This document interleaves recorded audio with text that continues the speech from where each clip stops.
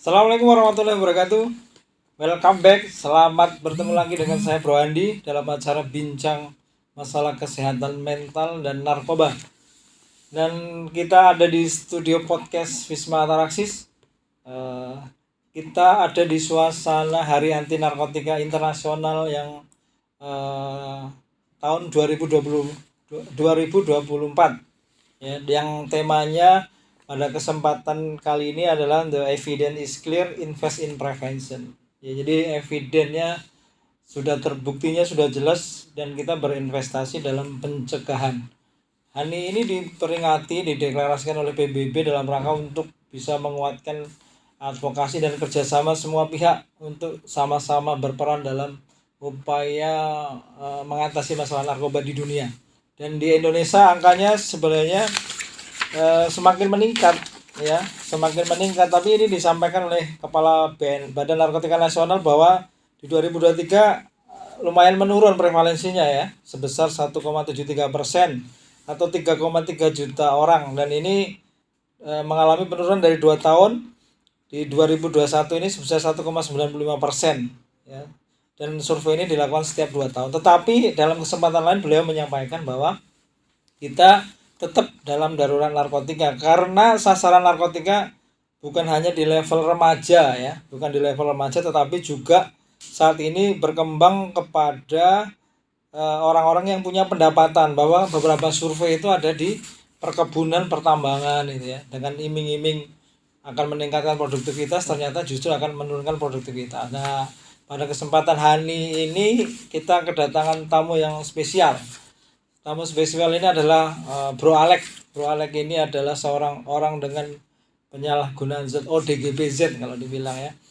ODGBZ itu orang dengan penyalahgunaan zat. Penyalahgunaan zat ini yang pemirsa tahu adalah menggunakan zat tanpa adanya indikasi atau melawan hukum ya, yang itu diatur dalam undang-undang narkotika.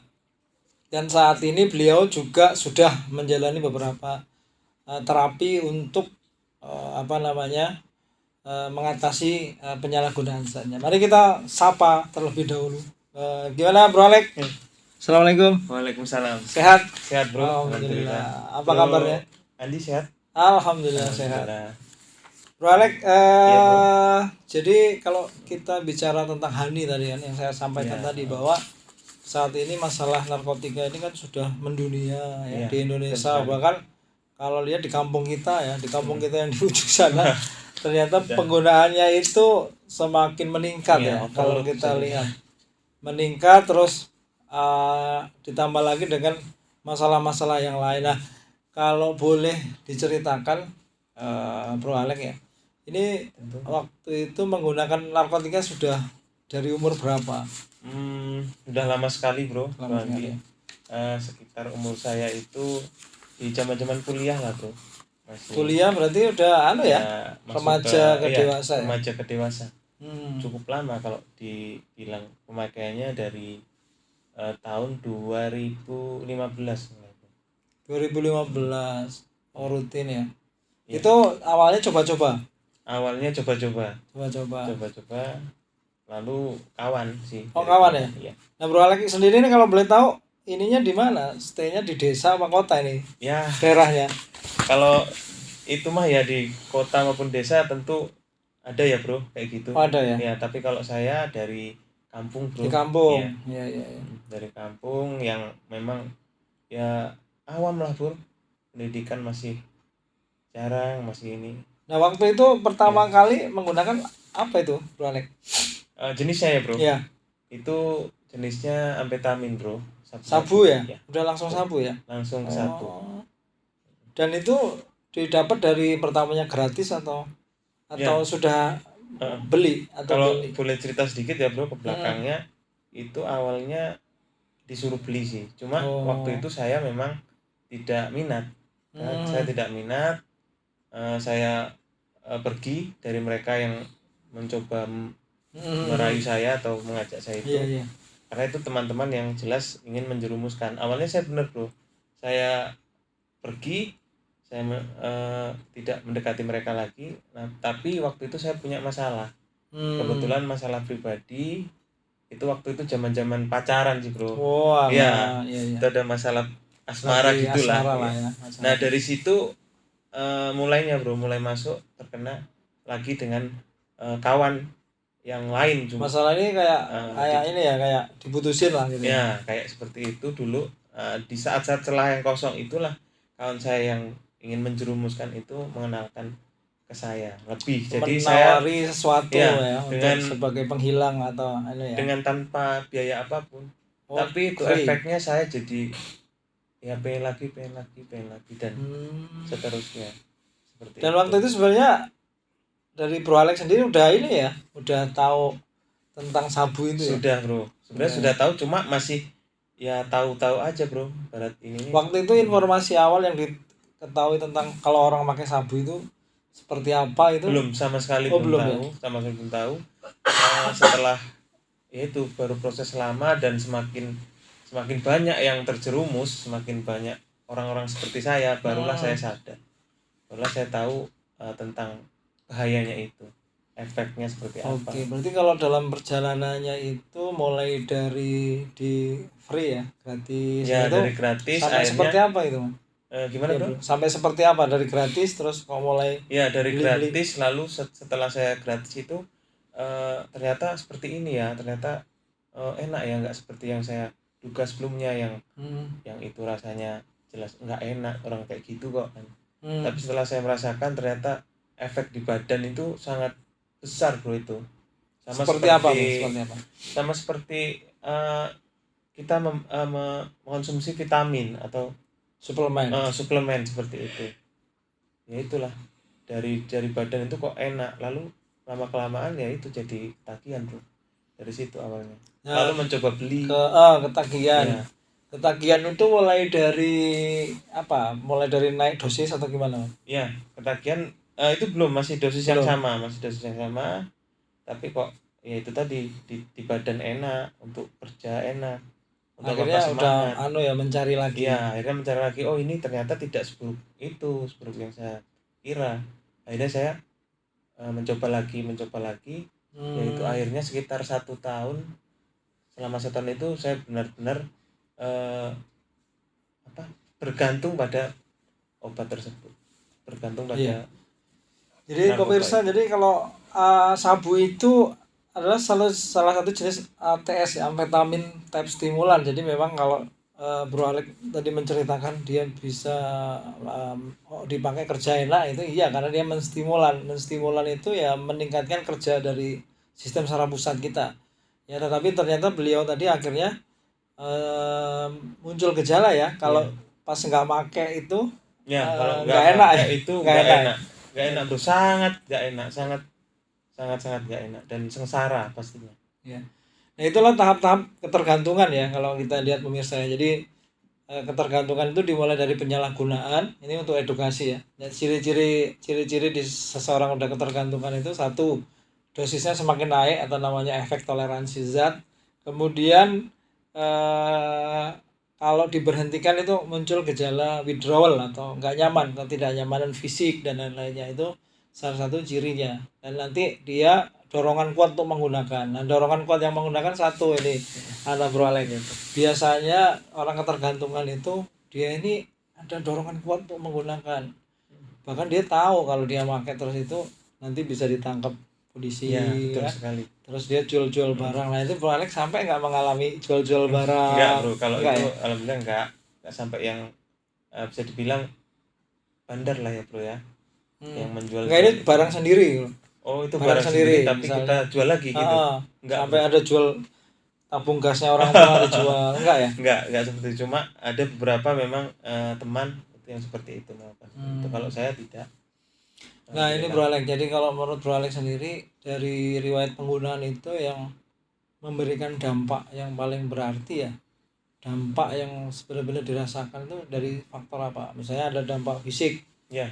terus dampak ekonomi, dampak relasi atau hubungan sosial atau dengan hubungan istri atau keluarga, sampai di stigma. Nah, ini kira-kira dampaknya apa yang sampai Bro Alex itu merasakan dari dampak penggunaan? Jadi dampak negatif sabu. tentunya ya bro. Iya. Itu dampak negatif semuanya itu yang saya alami, ternyata positifnya itu hanya perasaan saya hanya di angan-angan saja, tapi ternyata itu aslinya negatif semua ya bro. Dari mulai palsu lah ya, iya, palsu ya, semuanya. palsu. Ternyata kena prank bro. Kena prank sabu kan. Iya, dari faktor yang pertama faktor tentunya keluarga ya bro. Keluarga. Faktor keluarga. Udah menikah ya bro Alek? Sudah, alhamdulillah sudah menikah. Hampir juga bro. Hampir broken. Dampak, ya hampir broken. Yang pertama dari keluarga sendiri tentu berdampak sangat besar sekali. Itu karena ya namanya orang. Ini lebih ke arah apa nih bro Alek? Hubungan dengan istri itu yang memicu masalah itu dari apa? Apakah dari gejala kita yang emosinya labil? Betul sekali. Oh gitu, akhirnya timbul percekcokan yang labil itu yang labil. Karena kita nggak selamanya bisa dapat itu kan.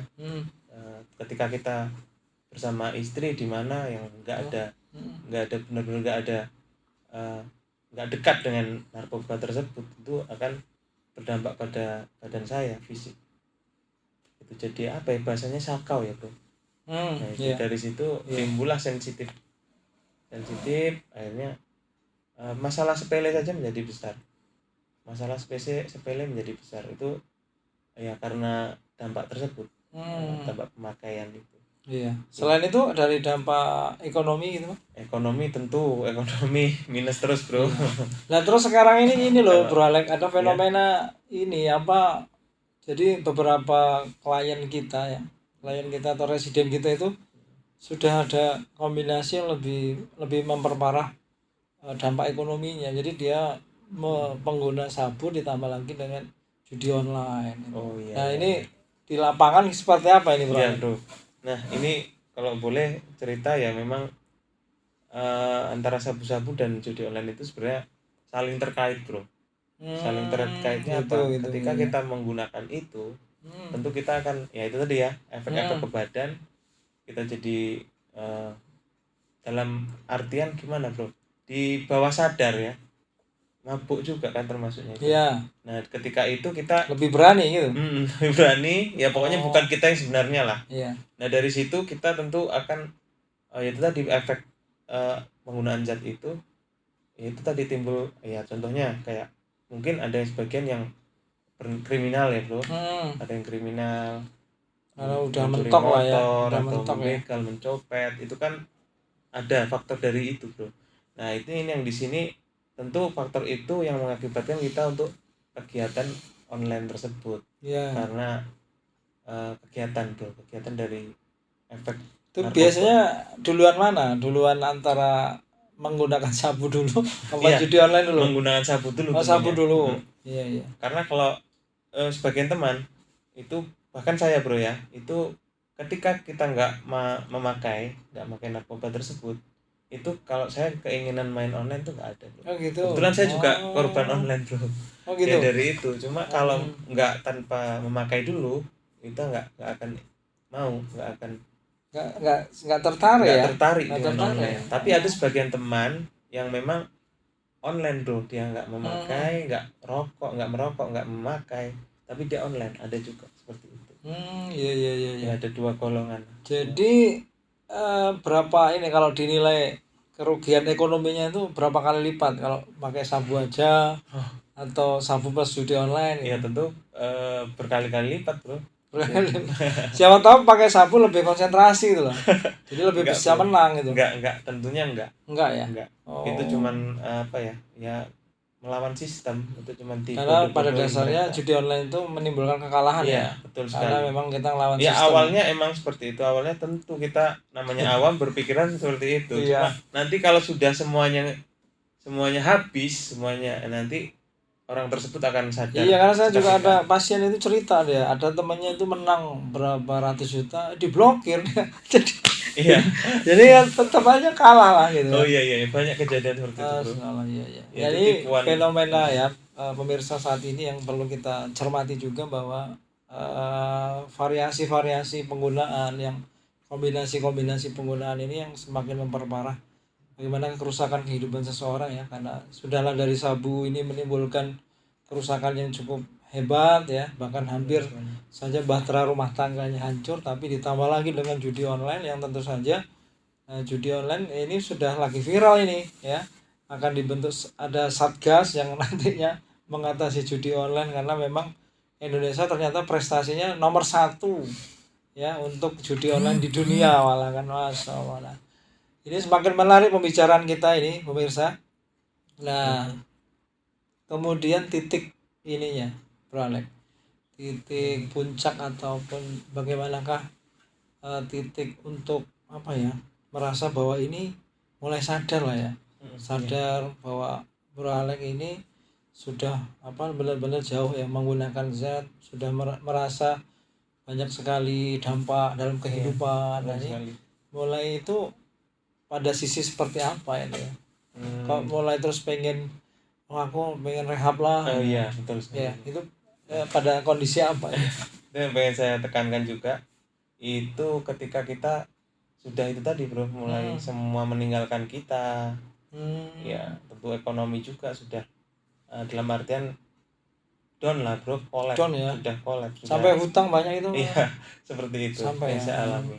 Ya ketika itu semua teman, bahkan tentu teman itu Teman yang ini baik teman dan yang baik yang sama buruk teman yang itu buruk? tentu banyak yang buruk bro.